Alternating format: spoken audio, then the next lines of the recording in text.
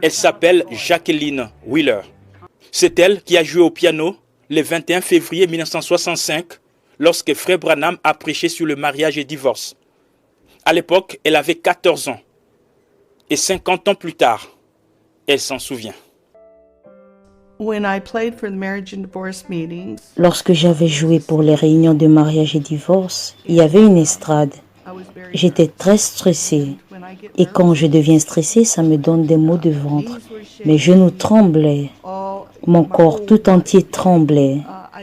Je pensais que j'allais devenir malade et je pensais, eh bien, je ne vais pas pouvoir m'en sortir. Et Frère Branham se retourna et me regarda d'une certaine façon comme pour dire, tout ira bien, ne te fais aucun souci. Et tout se passa bien, juste comme ça. Je fus capable d'aller au terme du service. Je n'aurais pas été capable si Frère Branham n'avait pas fait cela.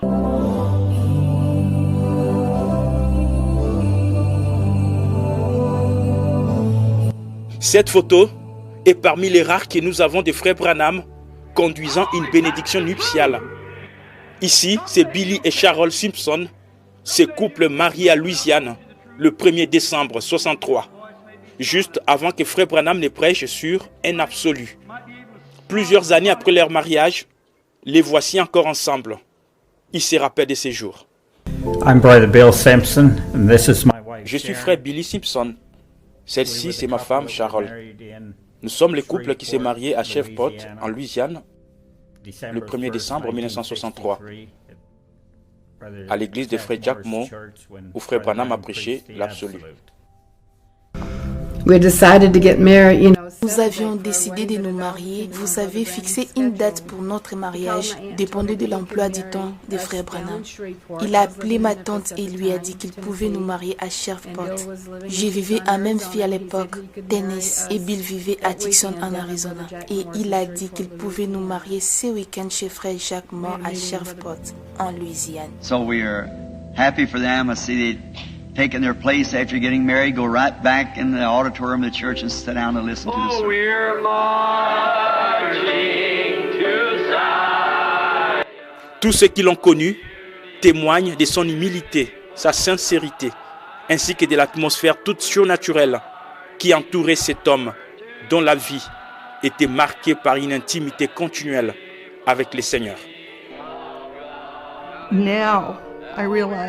Maintenant, je réalise combien humble était cet homme. Nous avions environ 14 ou 15 ans et Frère Branham demande à des enfants. Il dit, je n'ai pas fait d'études peut-être. Il dit, je suis sûr que vous les filles sauriez comment. Il décrit la taille de cette pyramide dont il était en train de parler. Tellement humble. Je ne l'oublierai jamais. Quand nous avons fini, nous sommes retournés à la voiture, je suis entré dans la voiture et j'ai juste fermé la portière. Et je ne peux pas décrire l'atmosphère. C'était si serein et si merveilleux. L'effet secondaire de l'ensemble, la présence de cette personne. Et Frère Branham a dit qu'à chaque fois qu'il vient, quelque chose de bien arrive. Vous devriez vous sentir comme quelqu'un qui était presque à côté de Dieu. Parce que le ministère de Frère Branham était si unique. Il restait sous l'onction de Dieu jusqu'à ce que cela vous conduise presque dans la présence de Dieu. Avec lui, comme il appelait les gens sur l'estrade, disant leur nom, leurs conditions, le numéro des maisons où ils vivaient, la ville, la cité, l'état où ils venaient. C'est juste un ministère que je n'ai jamais vu ou entendu. Un ministère jamais vu ni entendu. Ces témoignages sont les mêmes pour tous ceux qui ont eu le privilège de côtoyer cet homme de William Branham.